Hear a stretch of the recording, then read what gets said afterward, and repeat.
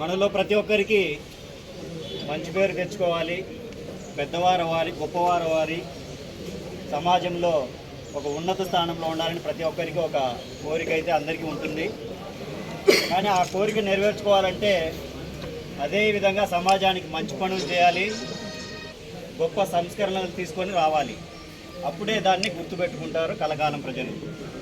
ఇది జనరల్గా అందరూ చేయాల్సింది 90% పైకి వచ్చే వాళ్ళు ఫాలో అయ్యే ఫార్ములా. కానీ దీనికి ఇంకో పద్ధతి కూడా దొడ్డిదారి అనేటువంటిది ఒకటి ఉంది.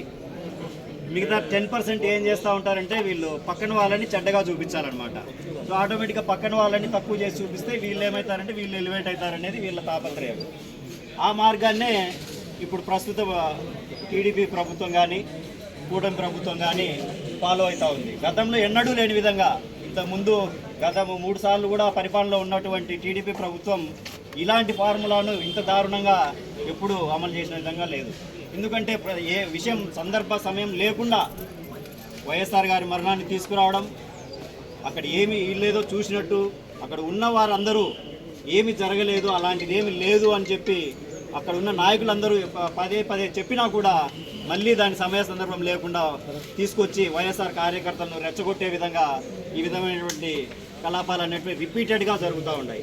గత 2 రోజుల కిందట ఇదే ఆయన అలియాస్ బోసుడీకే పట్టాభి అనే ఆయనకి ఎందుకు వచ్చిందో ఆ సందర్భం తెలియదు.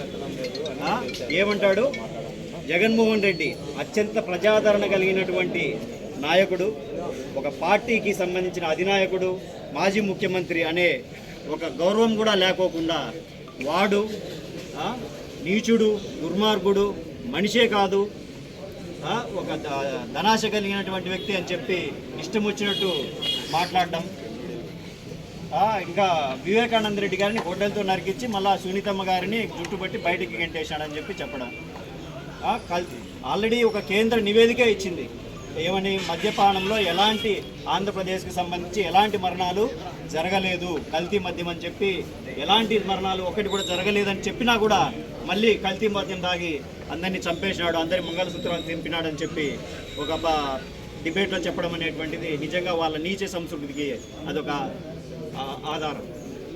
అదేవిధంగా తిరుపతికి సంబంధించిన ఒక ఆవిడ సుభాషిణి అని చెప్పి ఆమెకు మరి పేరు వాళ్ళు పొరపాటున పెట్టినట్టున్నారు వాళ్ళ తల్లిదండ్రులు, ముందు తెలియదేమో ఈమె గురించి. ఆ సుభాషిణి అంటే ఏంది, మంచి మాటలు చెప్పే వ్యక్తి అని అర్థం.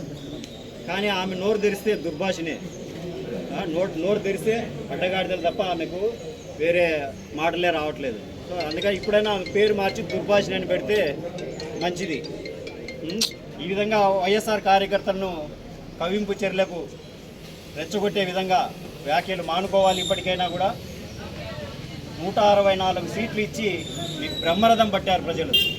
మీకు అసలు 11 సీట్లను పట్టించుకోవాల్సిన అవసరం కూడా లేదు మీకున్నటువంటి ఆ మెజారిటీని బట్టి చూస్తే.